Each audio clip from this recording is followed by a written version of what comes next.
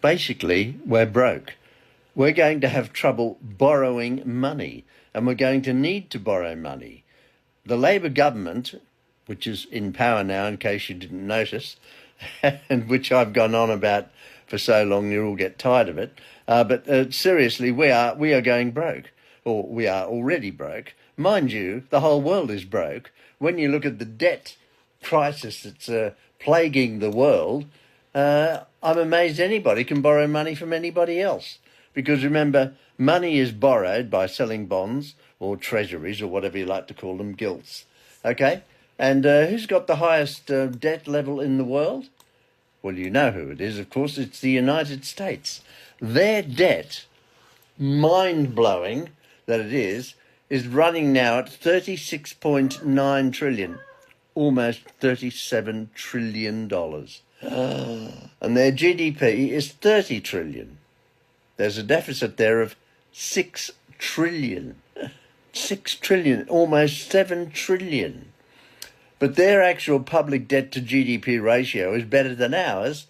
Our debt is 4.1 trillion. Our GDP is 3.6 trillion. So our public debt to GDP ratio is 113%. These figures are all fucking meaningless because here in the UK, we are going to have trouble borrowing money from other people.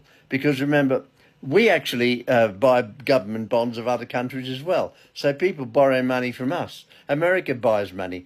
Most of American debt is held by Japan and China. I think Japan is the biggest debt holder of American debt, something like in excess of $1 trillion. Now, if they were to sell that debt on the open market, I hate to think what would happen to the dollar.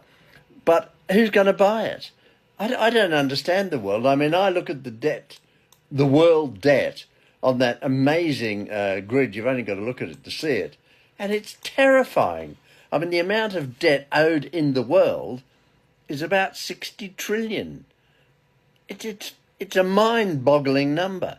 I mean, I look in my bank account and I've got a couple of trillion, and you've probably got a couple of trillion. We're talking trillions here.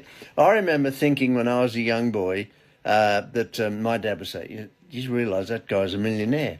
And he'd look at him like he was some sort of kind of different person.